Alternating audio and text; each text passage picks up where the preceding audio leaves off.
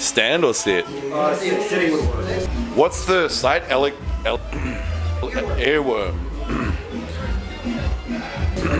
Cool. Fuck, I'm like sweating my ass off from that vodka.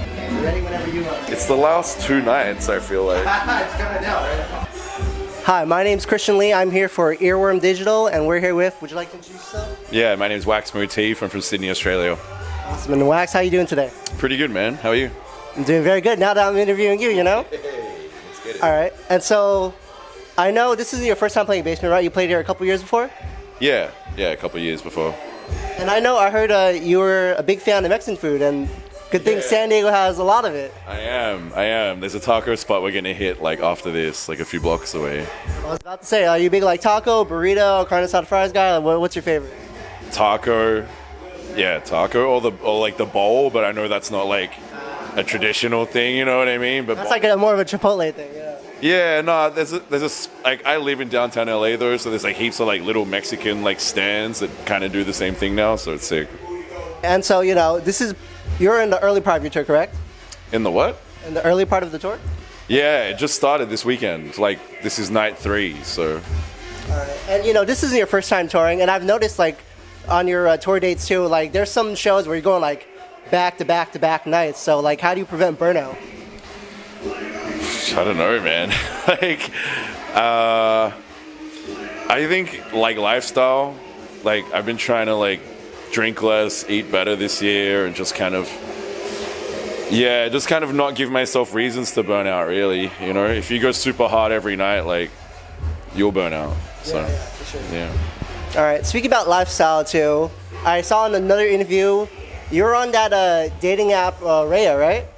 Yeah, I was. I have a girlfriend at the moment, so. That's good. That's good. Anymore. Yeah. But because I've heard about that, and ever since then, I've been trying to, work my way up there to get in there too. Yeah. Oh, all right. I can be a reference if you want. All right, thanks. Because I've heard you met some like pretty famous people on there. You saw some pretty famous people. I definitely saw some famous people on there. I don't know. I'm not gonna say shit. Yeah. Because they get mad. They'll flag you if you screenshot and stuff. Really? Yeah. So, but yeah, there's famous people on there. And so let's go back to your music real quick though, because that's what we're here all about. Yeah. And so I heard the origin of your name. And so my question for you is, you ever think you'll ever go back to doing like a set, with like the turntables and vinyls? Yeah, I just did a hip hop set on Friendship like last week or 2 weeks ago, and that was sick. It got a really good response. So yeah, I definitely want to do more of that this year. Like just kind of expand my horizons a little. Be good. All right. And so my next question for you is, you moved here from Australia, and I think you had like kind of a, it wasn't big as it is now, but you had like a good following there. You're like, you're on records like Southern Fried Records. Yeah. And then I think at one point you were even a DJ for someone named like Snob Skrilla, right? Yeah, that's crazy. You went digging, huh?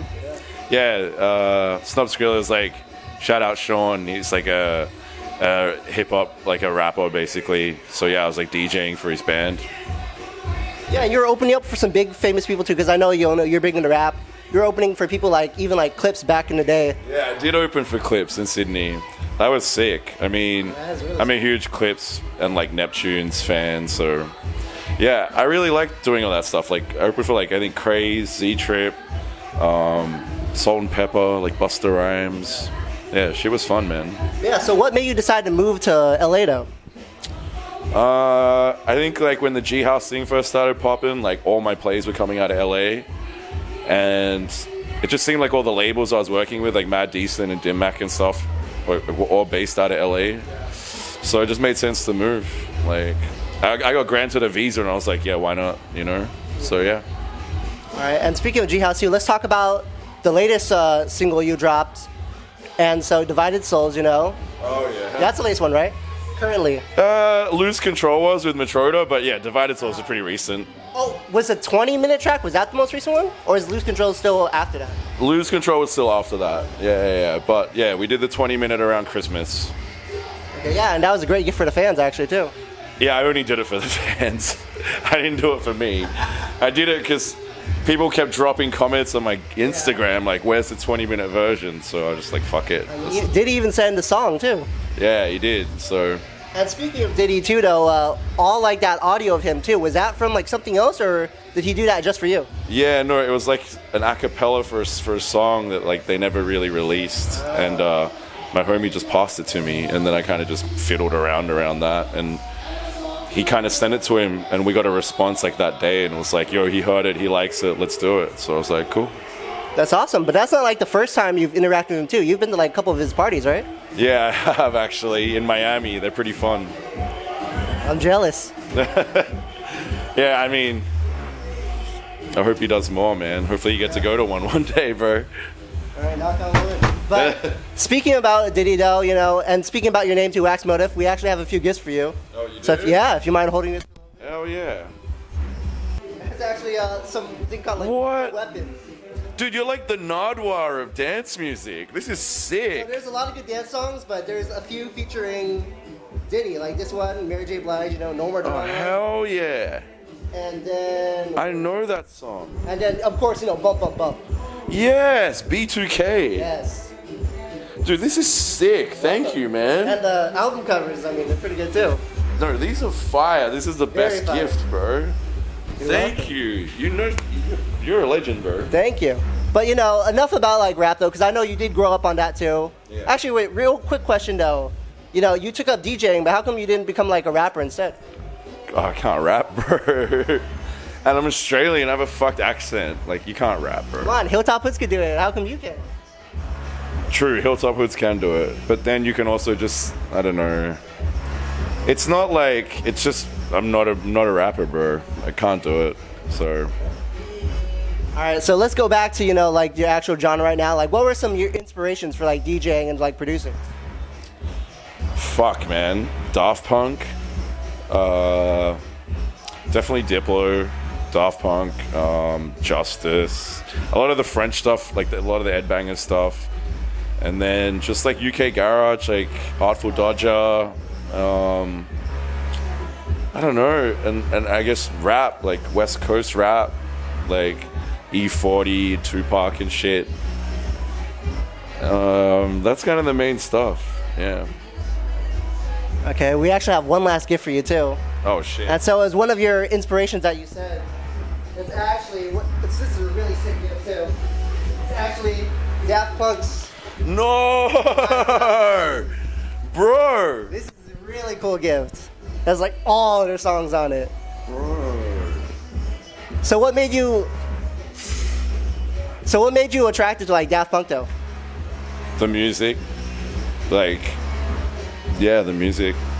I just love all the sampling stuff. You know what I mean? Like, I love their choice in samples, the way they do it, the way they like do the compression and the side chain. Like, I don't know, they're sick, man.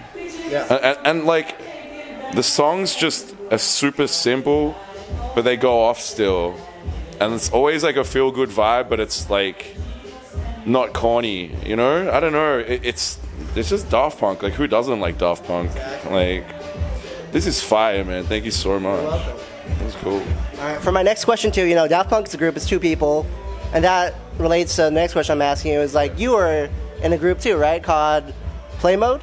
Yeah, I was. I mean, Or still I guess are? I still am. Yeah, like, shout out my boy Charlie Chucks from Sydney. Yeah, I mean, I guess it just we both kind of got preoccupied with things, but we're still down for PLAYMODE. It's just a time thing, but I definitely think it'll come back. Like, yeah, get ready.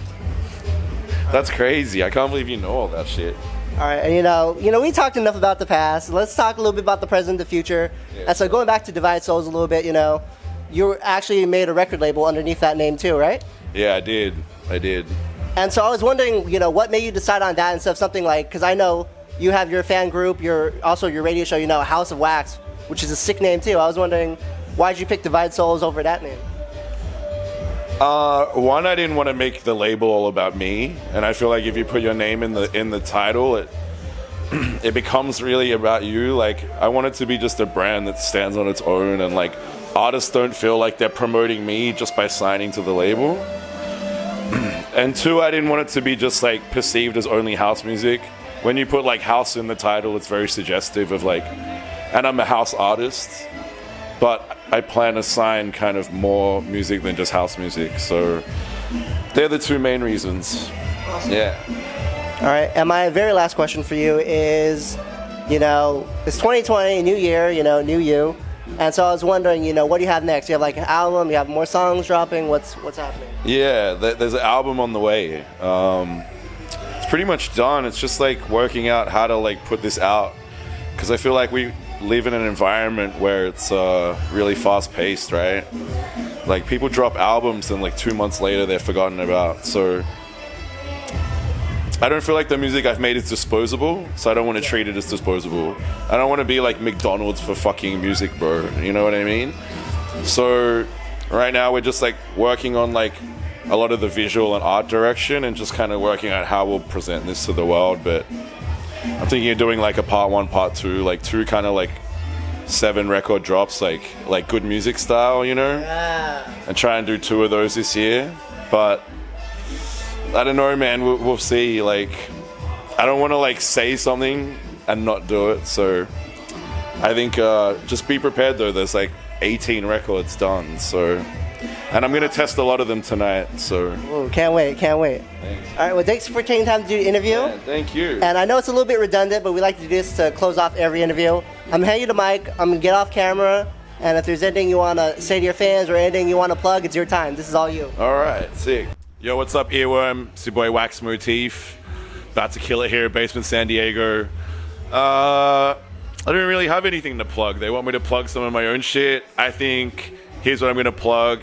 You should go out, enjoy your life, have fun, don't be so serious, and buy Wax Motif music. Yeah, bitch. We out.